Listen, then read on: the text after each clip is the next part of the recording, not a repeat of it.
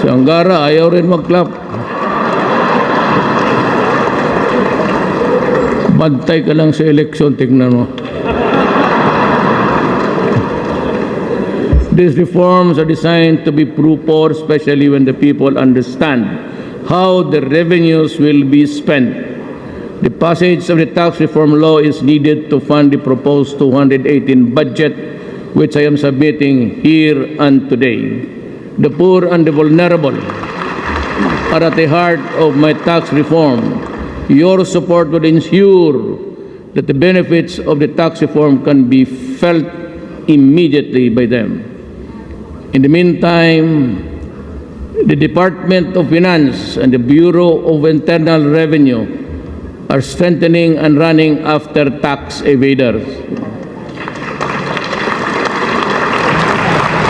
I have directed the Department of Finance and the BIR to accept Mighty Corporation's offer of 25 billion to settle its tax liabilities.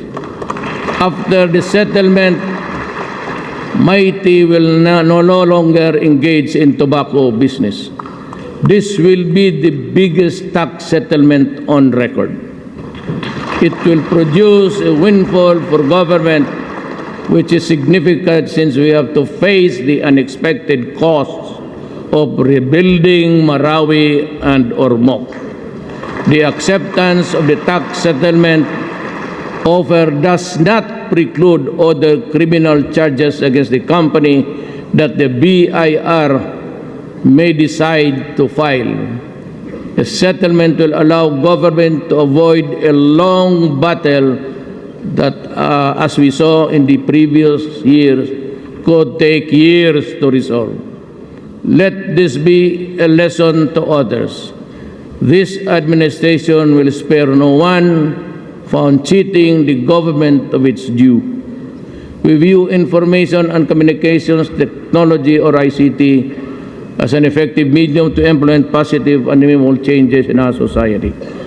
To this end, my cabinet approved the National Broadband Plan of 2017 to begin the work to bringing affordable internet access to every community and improving broadband connectivity in the country.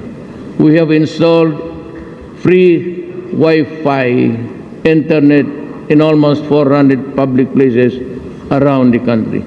We hope that the public will use to access important information and services. The National Government Portal, which we launched recently, will allow faster and easier delivery of public services and reduce the number of visits of the public for government transactions. The Digital Terrestrial Television Broadcasting Migration Plan has also been launched. The switch to digital from analog transmission will not only give a better TV viewing experience, but also provide effective, reliable information to Filipinos in times of calamities. The government-owned Salam Digital TV, the first Muslim TV in the Philippines, is now already on test broadcasting. There are some of the things that we have done for the past 12 months. A more detailed narrative contained in my report to the people will be released soon. Whether or not my first year of administration was a year of gains or a year of setbacks is not for me to say, but for the people to judge. I defer to the people's judgment. My fellow citizens, much remains to be done. Corruption persists like a fishbone stuck in the throat. It pains and it is disconcerting. We need to pry corruption from government corpus, which is deeply embedded. And we also need to put an end to squabbles and bickerings within agencies focused fully on speedy provisions of quality public service to our people. Believe me, it is easier to build from scratch than to dismantle the rotten and rebuild upon its rubbles.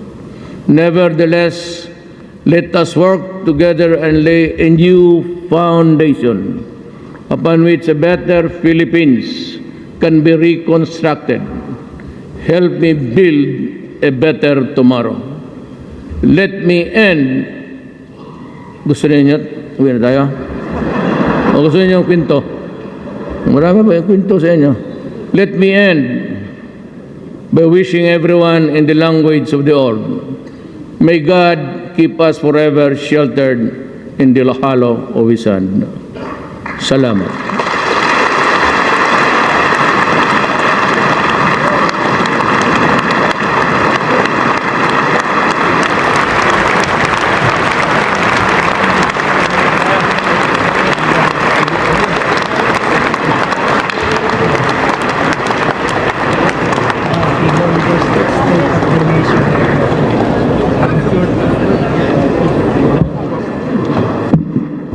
On the part of the Senate, the joint session is adjourned.